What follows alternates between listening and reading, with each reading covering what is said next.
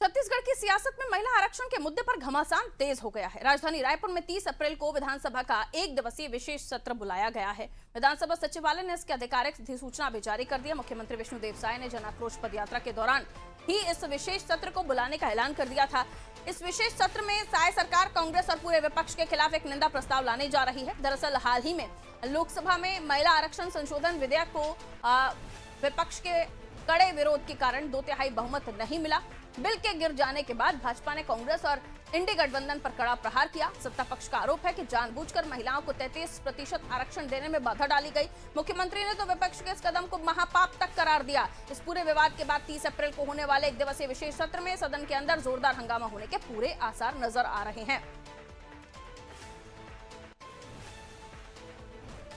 नारी शक्ति वंदन बिल पर सियासत लगातार गर्माती जा रही है और छत्तीसगढ़ में भी इसका विरोध देखा जा रहा है। और देखिए, इस पर बीजेपी सीधे तौर पर विपक्ष और इंडी गठबंधन को इसका कसूरवार ठहरा रही है। जहां परिसीमन बिल अगर पास हो जाता तो महिला आरक्षण को भी एक मोहर लग जाती और समय पर वो शुरू भी हो जाता, लागू भी हो जाता, लेकिन ऐसा नहीं हो पाया क्योंकि परिसीमन बिल पर ही विरोध हुआ और 2/3 बहुमत नहीं मिल पाया, जिसके बाद ये बिल गिर गया। अब इस पर हर राज्य में हम देख रहे हैं कि भारतीय जनता पार्टी के जो सरकारें हैं वो इस पर निंदा प्रस्ताव लेकर आ रही हैं और एक दिवसीय विशेष सत्र बुलाया गया है 30 तारीख को। और इसी पर चरणदास महंत को भी हमने सुना था जब वो ये कह रहे थे कि किस अनुभवहीन ने ये सलाह दी है। आइए इसे समझने की कोशिश हम करते हैं। कुलभूषण हमारा सहयोगी हमारे साथ जुड़े हुए हैं। 30 अप्रैल को एक दिवसीय विशेष सत्र विधानसभा का कुलभूषण, निंदा प्रस्ताव लाने वाली है भारतीय जनता पार्टी की सरकार। महिला आरक्षण बिल को लेकर जो कांग्रेस का विरोध था उसको लेकर सीधे तौर पर कांग्रेस और पूरे विपक्ष पर इस मामले को लेकर कहा जा रहा है कि अगर वो मत दे देते अपना तो शायद महिला आरक्षण पर पूरी तरीके से मोहर लग जाती और आने वाले समय में हम जल्द ही महिला आरक्षण होते हुए देखते, यानी जो महिलाएं आने वाले समय पर 33% आरक्षण पाती। ऐसा नहीं हो पाया, जिसका सीधे तौर पर जो क्रेडिट है वो कांग्रेस को मिलता है, विपक्षी पार्टियों को मिलता है। लेकिन एक दिवसीय सत्र जिस पर चरणदास महंत को भी हम सुन रहे हैं, वो कह रहे हैं किस अनुभवहीन ने सलाह दी थी। जी बिल्कुल।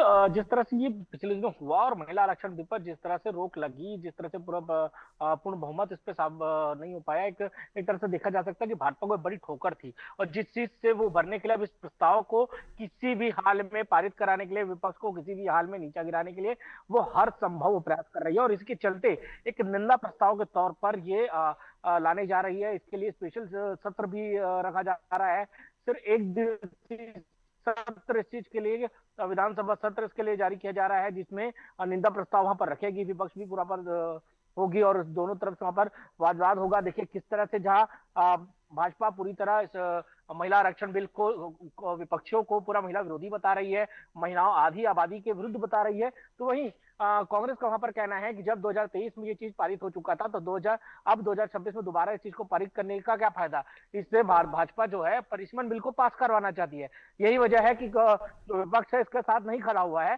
अगर जहां तक महिला पक्ष की बात है तो महिलाओं के साथ या नारियों के साथ हमेशा से ही कांग्रेस खड़ा रहता है, लेकिन इस तरह से एक दिन का सत्र लाना, यही वजह है कि चंद्रदास महंत ने भी कहा कि किस बेवकूफ ने ये आइडिया कहा कि एक दिन का सत्र इस चीज को लाया जाए और सत्र लाने के बाद इस बिल को के लिए जो निंदा प्रस्ताव है उस पर चर्चा करने के लिए केवल एक दिन का सत्र बुलाना, ये बड़ा अजीब से ये चीज है। और ये किस तरह से लागू होगा, और ना सिर्फ भाजपा, ना सिर्फ विधानसभा, बल्कि इसे निकायों में और पंचायत चुनाव में भी, यानी पंचायत स्तर पे भी, निकाय स्तर पे भी इस निंदा प्रस्ताव को लाने की तैयारी में है। तो ये बड़ा रूप लेने वाला है। छोटे स्तर से लेकर गली मोहल्लों से लेकर गांवों से लेकर हर जगह इस निंदा प्रस्ताव को लाया जाएगा, हर जगह इसका प्रचार किया जाएगा, हर जगह बड़े स्तर पर भाजपा जो है आने वाले समय में इसको लेकर प्रचार करने वाली है। अब ये देखना ही होगा कि किस स्तर पर ये जाता है, कितना असर इसका होता है, ये देखने वाली बात होगी। जी बिल्कुल। आधी आबादी को साधने के लिए पार्टी आधी आबादी का वोट बैंक हासिल करने के लिए तमाम प्रयास करती रही है।